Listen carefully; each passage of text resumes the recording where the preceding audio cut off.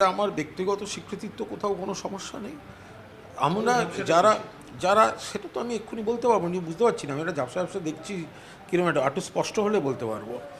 তো এখন যে বিষয়টা হচ্ছে যে যারা আমরা সৈনিক, যারা আমরা কর্মী, এই আর্যিকর এবং তার পরবর্তী সময়টা আমাদের কাছে শিক্ষণীয়, মানে কোথাও আত্মতুষ্টির কোনো জায়গা রাখতে দেয় না, শিক্ষণীয়।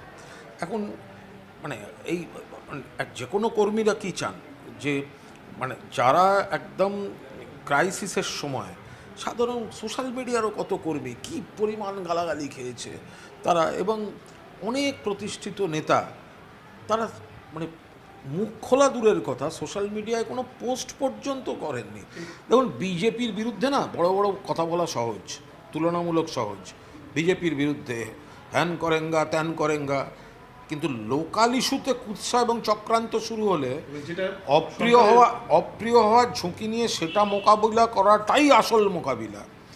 আমি তো দিল্লির দিকে তাকিয়ে আমি প্রচুর কথা বলে দিতে পারি, হ্যাঁ অমিত শাহ এই, অমিত শাহ ওই, অমিত শাহ তাই, কিন্তু যে দল সরকারে রয়েছে তার রাজ্যে যদি অপ্রীতিকর কোনো ঘটনা ঘটে এবং তাতে যদি মানুষকে ভুল বোঝাতে একটা শত্রুপক্ষ নামে, সেটা মানুষকে সেই বিভ্রান্তি থেকে বের করার জন্য অপ্রিয় হয়ে যে লড়াইটা, সেই লড়াইটা যারা করেছেন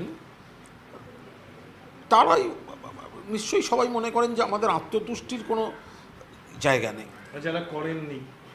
যারা করেননি দলের অনেক প্রতিষ্ঠিত নেতাদের সেই সময় আমরা চুপ করে থাকতে দেখেছি, অনেকে তো বিপক্ষেও মুখ খুলেছেন, এবং তারা দলেও আছেন, তারা পদেও আছেন। তাদের নিয়েই তো সব ঝাপসা ঝাপসা দেখছি, একটু স্পষ্ট হলে বলতে পারবো।